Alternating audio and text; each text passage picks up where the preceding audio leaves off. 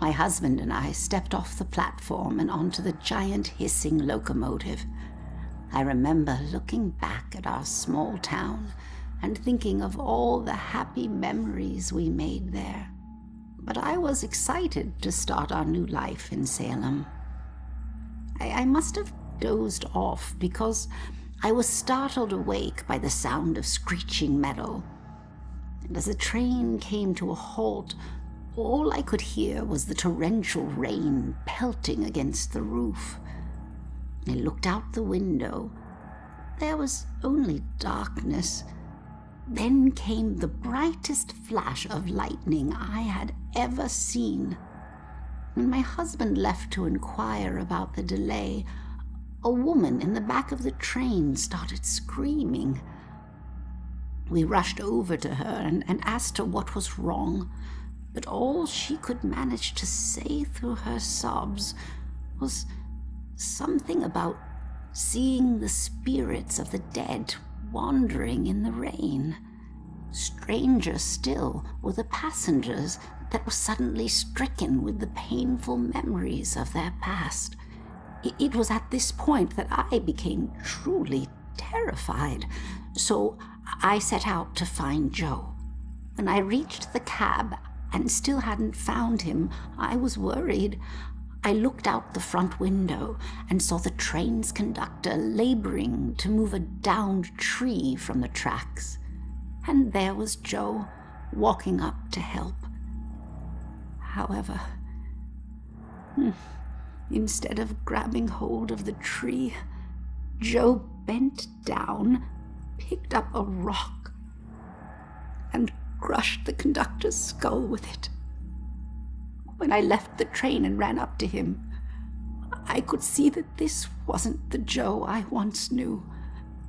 Something had taken hold of him, something angry.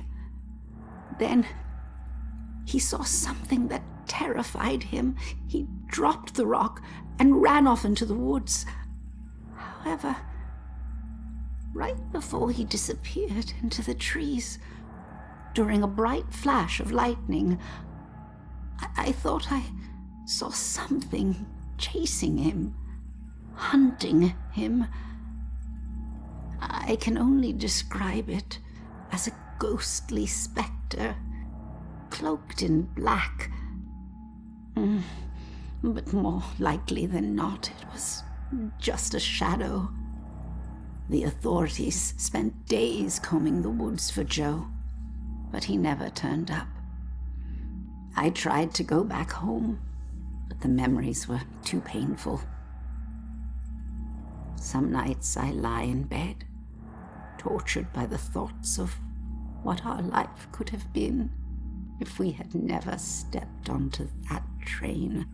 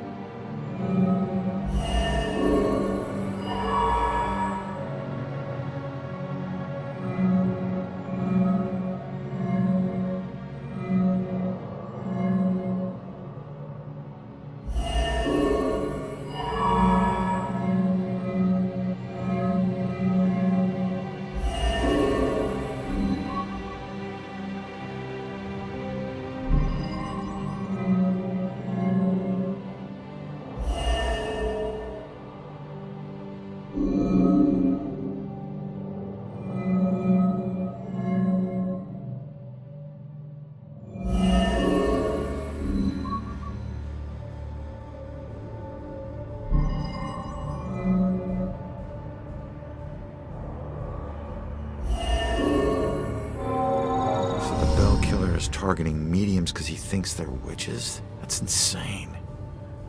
Who do I know that's interested in mediums? Baxter.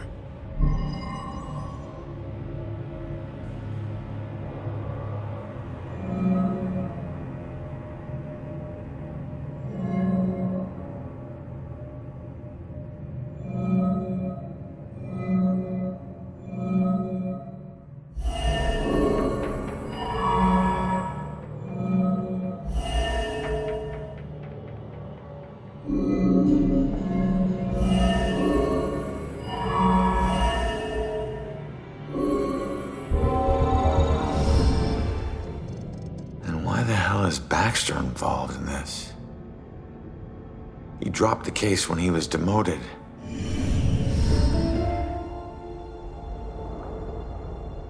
All right, found the killer's symbol. We got a suspect to look into. We're almost there. And not one step closer to finding my mom. Like I said, the world doesn't need another whiner. You know what? Screw you. You don't understand. Don't understand? My wife was murdered 3 years ago. She got to float up into the white light, and I got stuck here in this place with some bitchy teen. Ugh. Your mom's been missing what? 2, 3 days? Huh? And I guarantee you we'll find her. If we fail, I'll never get to see Julia again. Ever. We won't fail. I don't need a cheerleader. Look, I'm sorry. I didn't know about your wife. Yeah. Look, we need to act on the information we found. You head off to the church. The church? Where are you going?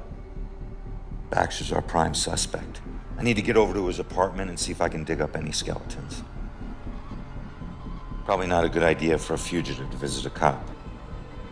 Fine, I'll meet you later.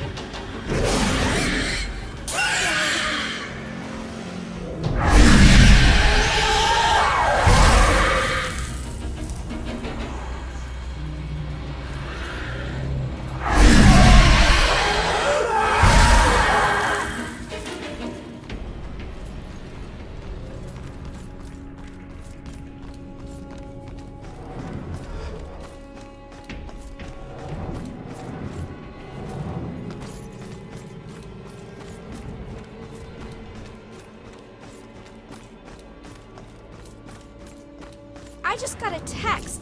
Did you hear something else happen just now? Something bad. Someone told me about a murder.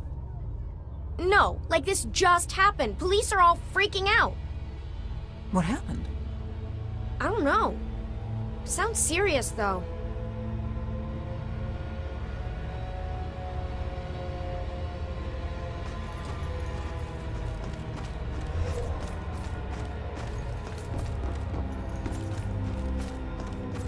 Did you hear what that guy just said? Something horrible just happened at St. Benedict's. The church? What is going on in this?